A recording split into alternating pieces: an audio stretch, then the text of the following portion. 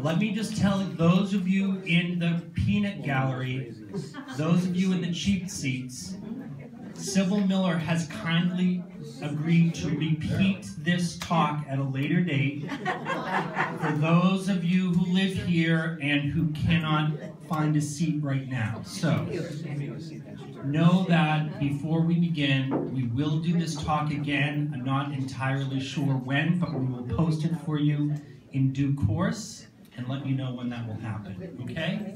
I'd like to thank those of you who do not live here yet, who are here because they're either acolytes of the Millers or of our art gallery.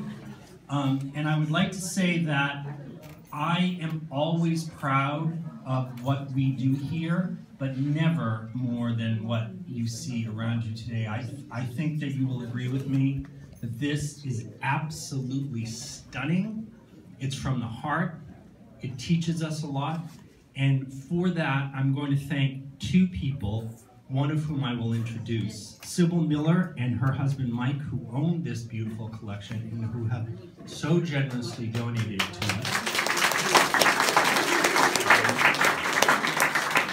And the powerhouse of the art gallery at North Hill, the woman who makes it all happen, Helen Meyerowitz. Thank you.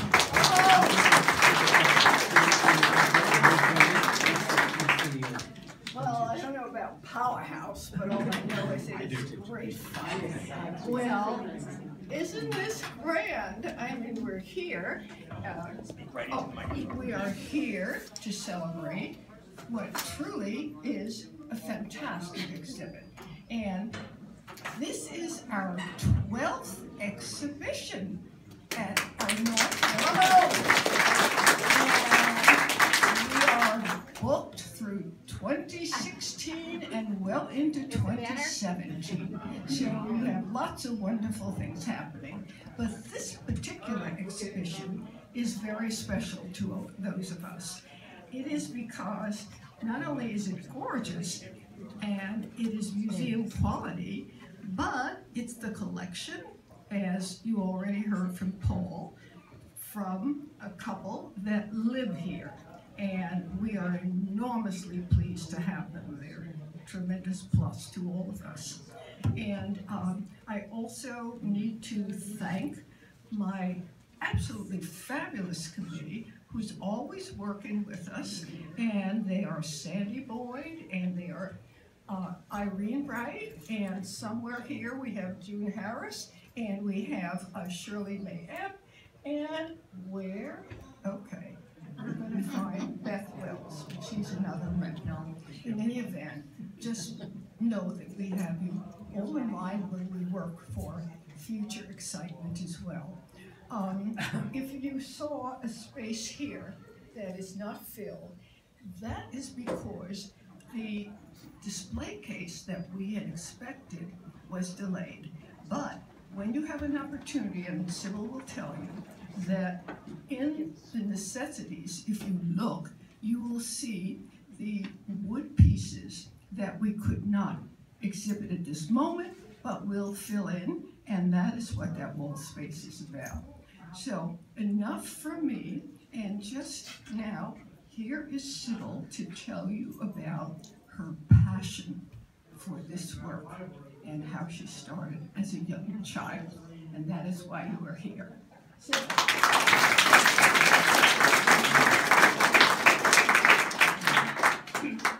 Well, serendipitous. The Millers came to, is this okay? The Millers came to North Hill, and as luck would have it, our very next door neighbor is Helen. So she took out her noose, I'm sorry, I mean her lasso. She swung it around, she caught me by the neck, and here I am. Helen, I don't know whether to thank you or what. So anyway, welcome to everybody. It's lovely to see so many lovely people. As you can see, we painted the walls of the gallery with warm African colors. The light in Africa is yellow. Here in New England, it is more of a white light. The soil in Africa is red. Here in New England, it is more towards grey. But no matter the colour of sunlight or the colour of soil, wonderful people live everywhere. All interesting, special, innovative, talented, expressive, artistic, and always remarkable, always worth talking about. Mike and I are very happy to be here in this lovely atmosphere, especially among so many new friends, to share our lives and our connections to South Africa with you. South Africa is seductive with its colours, its shapes and its sounds, and it is not always easy to leave. So please enjoy the small collection of our treasured art that we were lucky enough to bring with us some 35 years ago. We chose the name Ubuntu for this exhibition because it is an ancient African word which means togetherness and humanity to others. It assures us all that there is always more to treasure and understand that which is beyond ourselves. So, Ubuntu connects us personally to the people of a different world so that each of us can appreciate and affirm the other. The practice of Ubuntu celebrates other cultures, different beliefs and traditions, making all of us part of the human family. When I acquired these artifacts, which I'll show you in a moment, from the time I was about 15 years old, I believe that this has taught me to think about the artists themselves, all anonymous, who didn't even sign their names on their work, whose artistry sometimes landed up at the side of the road, or in fancy galleries, or bartered in their villages for Western commodities. There is so much to love that emanates from these patient hands. This African art speaks of love and human endeavour, and also the struggle of cultures to preserve and celebrate their traditions and rituals. Although we can appreciate this art purely aesthetically, we have to always bear in mind that its function was to reinforce individual social codes and beliefs. It says very loudly, "This is me, this is who I am, this is my tribe." I'm going to give you a short introduction to this, our personal collection, which does not in any way address the huge and important African continent. So, each artifact speaks.